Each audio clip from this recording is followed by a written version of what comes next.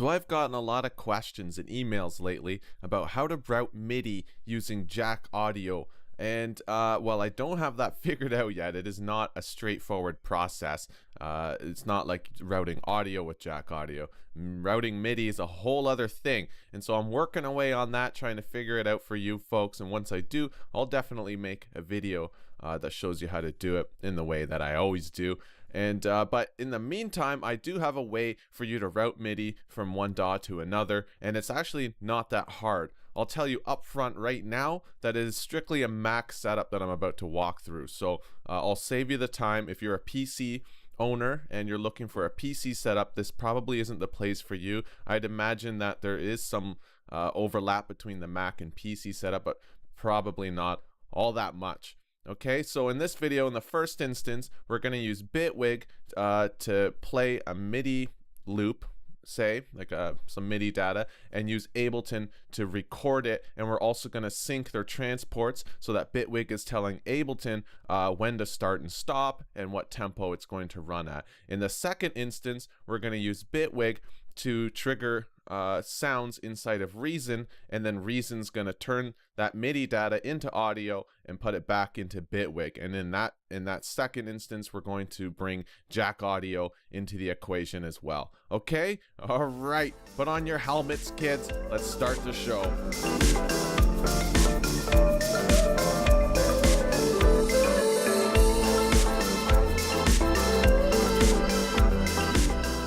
Okay, so the first thing you're going to do is you need to set up a virtual MIDI port. So just go over to the Finder thingamajig here, the Spotlight, and type in MIDI and hit enter. If nothing comes up here, that's fine. See, it didn't do it for me. Just click Window and go to Show MIDI Studio, and then you'll get this screen. It looks something like that. And in this screen, it just shows basically a ghost of every kind of MIDI controller you've ever plugged into your computer. I tend to clean mine out, and you can do that just by clicking on one like this and pressing backspace, and it goes away. And I tend to keep mine nice and clean. It's just an OCD thing. There's absolutely no need for you to do that.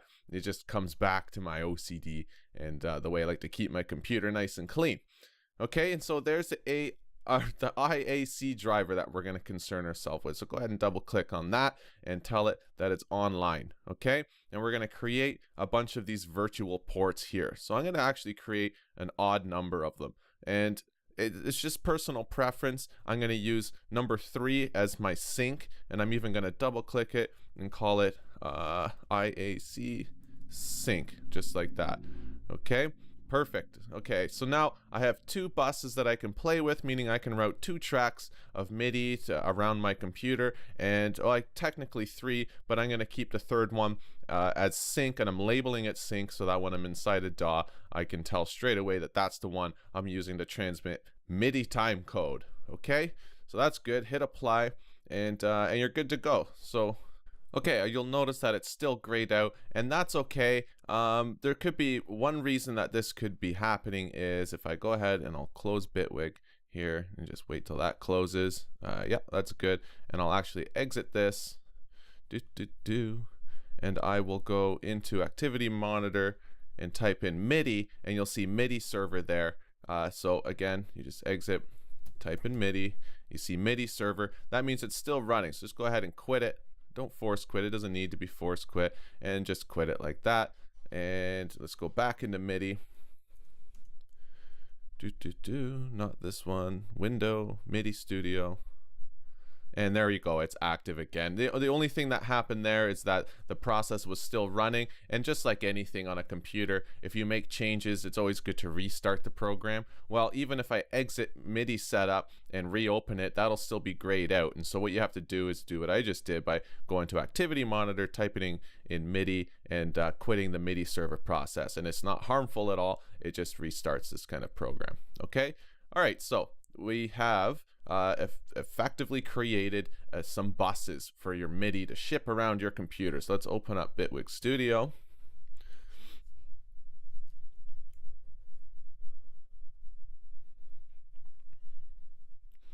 No, take your time. Okay, there we go.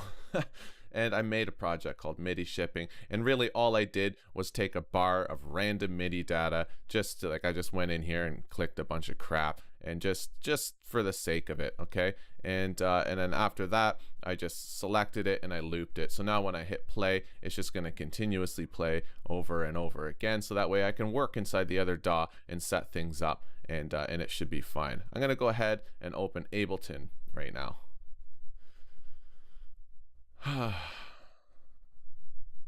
No, it's fine. We'll wait. Oh, there we go. Oh yeah, report a crash. Yeah, thank you. That's helpful.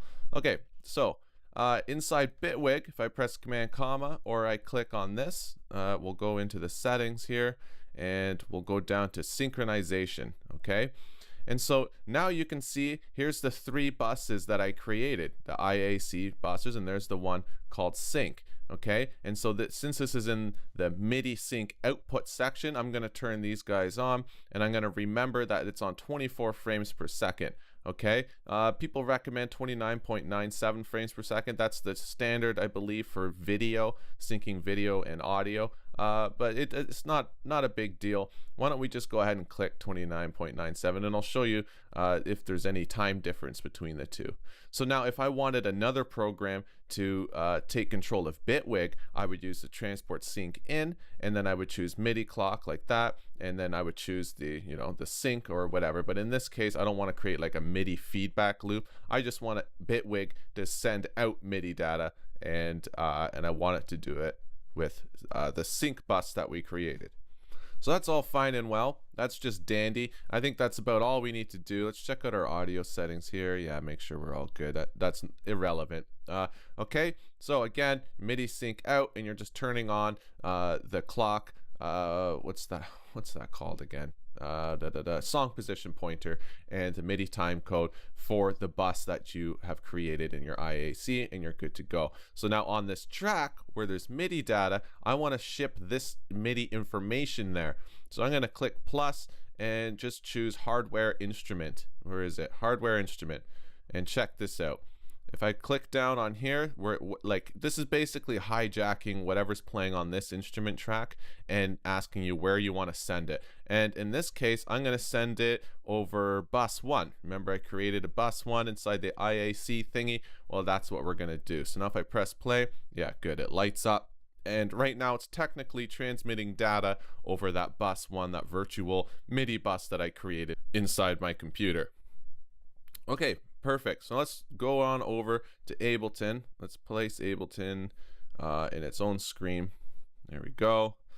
Okay, so now inside Ableton, Command comma or what is it? Preferences there. And let's see, let's go down to link and MIDI, and then go down to this section here. Okay, so here you can see 3 inputs and 3 outputs. There's 3 of each because I created 3 buses inside the IAC. And in this case, I'm going to choose the input of the sync to control Ableton. And so in this case, I'm going to turn on sync. I'll even turn on remote, not that it's necessary, but you can see that it is now turned on. And I'm not going to turn on track because I don't need it to control a track. I just need it to control the sync, like as far as synchronizing Ableton to Bitwig. Okay, the frame rate is set at all, but I'm going to put it on 29.97 drop frame. Okay, and we'll listen to the difference between the two. We'll put on both metronomes and see if there's any time difference. I'm going to put this on time code because I think in Bitwig it is on, oh yeah, so it's clock and time code that it's sending. So really it shouldn't matter so much which one we send, but again, we'll play around with the difference. Okay, so now we'll also turn on track bus 1. We'll turn the track on for bus 1 because if you remember in Bitwig, we are busing this MIDI data out of bus 1, and so therefore we need to tell Ableton that you're going to be receiving an input on bus 1 on a track. Okay, so now let me just clean this up a bit for you.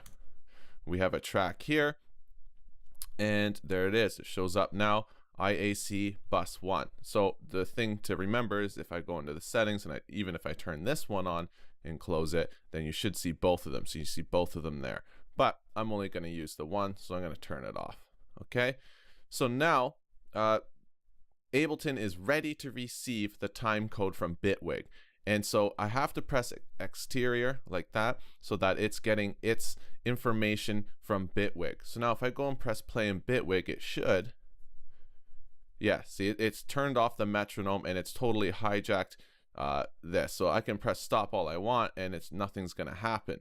And not until I go over here and press stop does it actually stop, which is pretty interesting. So why don't we turn on the metronomes and see what the time difference is. First, I'll turn on Bitwig's metronome only.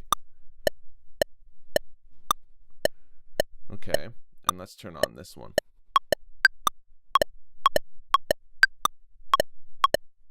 Okay, so there's a bit of a time difference. Do you hear that? So I'm going to stop this. Let's go in here and why don't we choose MIDI clock and see if that fixes it. Okay.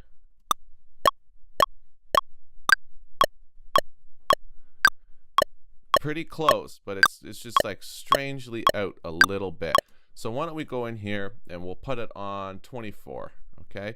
And we'll exit that, come back over here, and we'll just put it on 24 frames per second, MIDI time code, and we'll see if that fixes it.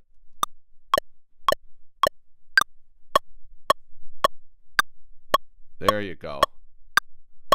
That's the ticket right there, folks. 24 frames per second is, I guess, the key. It's weird that it takes a second for it to sync up, but that's okay. So now, if I press this button and I press play inside of Bitwig, turn off the metronome, I should see this MIDI data being played out into Ableton. So let's see if that's true.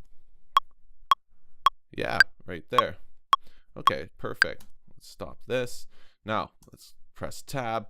And why don't we record arm this? We'll press record here. And now theoretically, when I press play inside of Bitwig, it should just record it and start this in time and everything. And because I don't really want it to loop in this case, I'm just gonna duplicate that a couple times and I'll turn off loop. Okay, let's see if it works.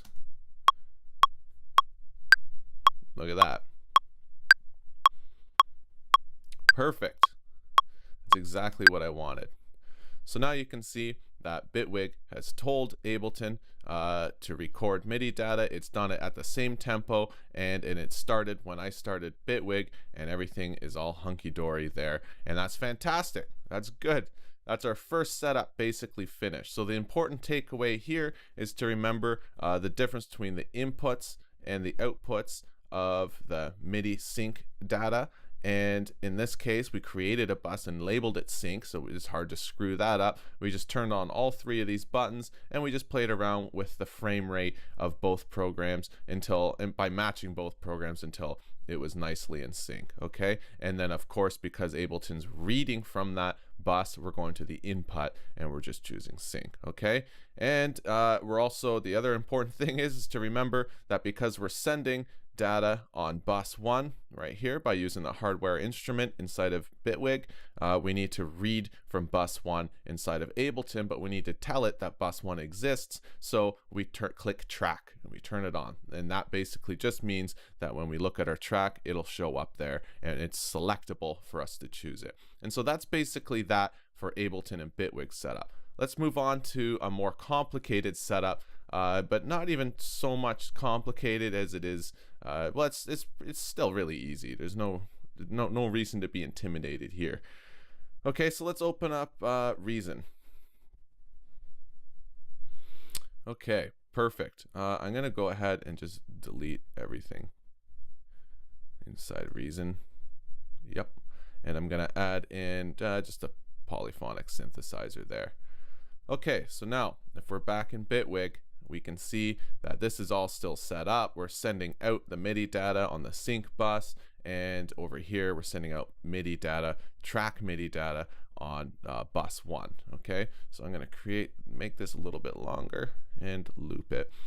All right, so back over here, let's see. Now we have to set up how this is going to work out. But first, I'm going to open up Jack Audio. Okay, so let's go ahead and click Jack Pilot and start that sucker up. And if you remember this from my other video, then this is textbook stuff that you have to do here. And there we go. Okay, open up QJack control, click connect, and yes, go into Bitwig, audio, jack. There we go. Perfect. And we'll go into, where is my Reason? Put that on a new screen. There we go. Audio, and oh yeah, you gotta restart Reason, damn it.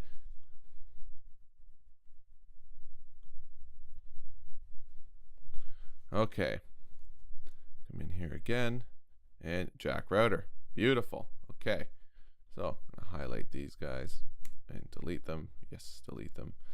And let's go into the routing, and let's just disconnect everything. Okay, so now I want to send MIDI data from Bitwig into Reason, but we're not using jack audio for that. But then I want Reason to send audio data back to Bitwig, and then from Bitwig to my speaker. So we're gonna connect Reason to Bitwig, connect, and then Bitwig to my system. Does that make sense? So Bitwig Studio makes MIDI data, it goes over to Reason.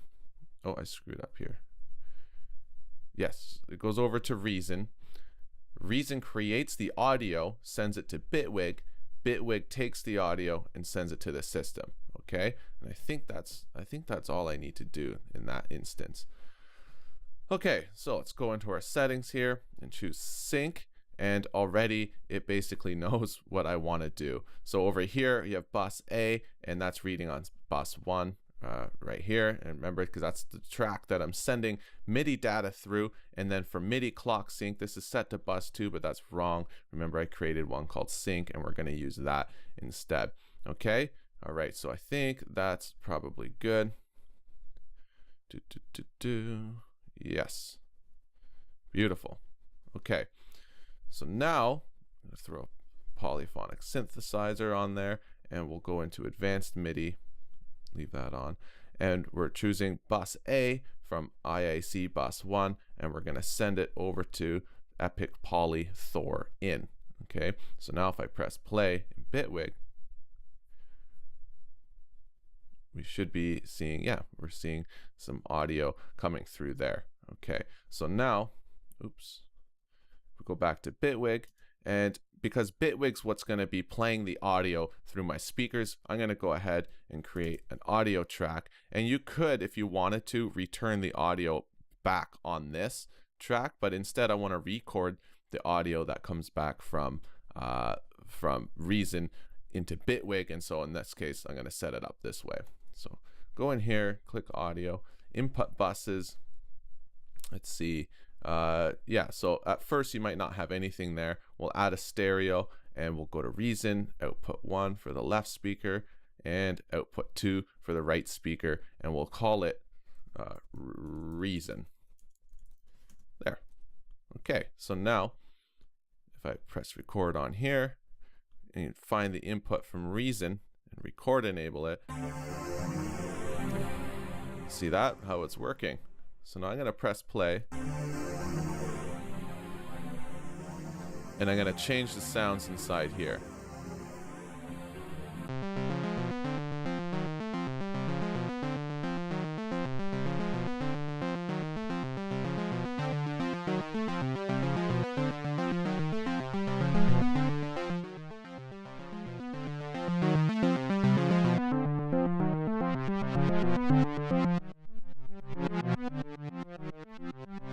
Yeah, whatever. And so basically,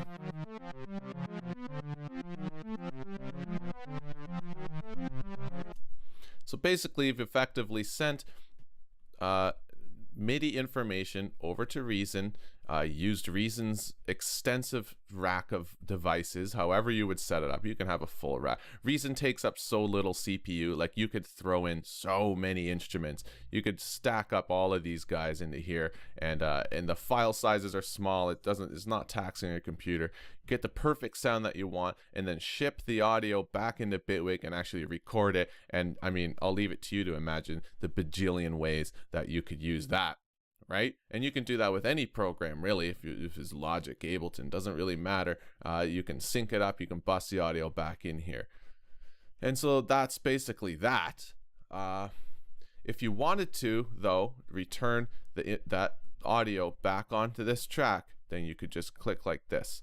And now, as you can see, this track is sending out the MIDI data over to Reason to turn into actual audio, and that audio is getting returned right back onto this track. And so that's a super handy thing for like a live situation, maybe not live, but in a case where you just don't need to record the audio that's coming back out of Reason, you just want to hear it, and you basically want to play on it like this, then that's the perfect situation there. Another thing that's worth noting is if you click this and you choose computer keyboard, or like say you had a MIDI device like a controller plugged in, then easily you could just play it.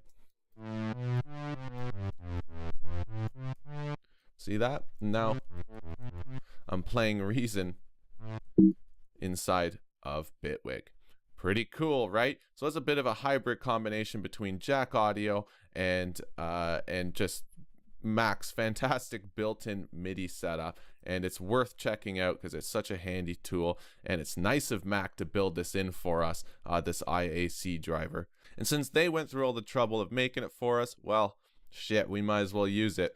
And so think about it. Think about all the things that you could do to bus information around your computer and convert your MIDI data into something really special using other programs that might have synthesizers and stuff that you don't necessarily have inside of Bitwig.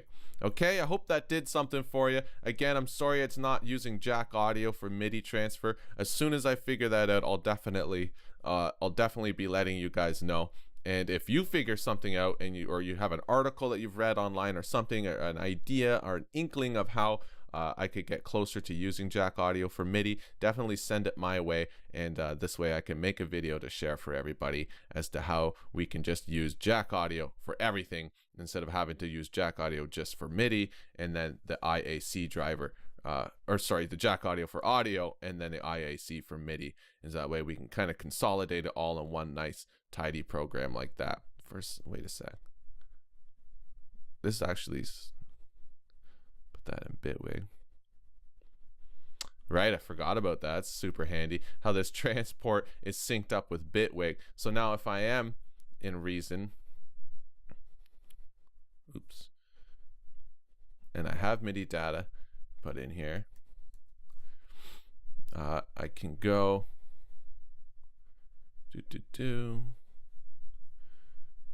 into Reason, and I can press play, and I can control Bitwig through using this while I'm still looking at Reason, and I can change the sounds accordingly. That's pretty crazy.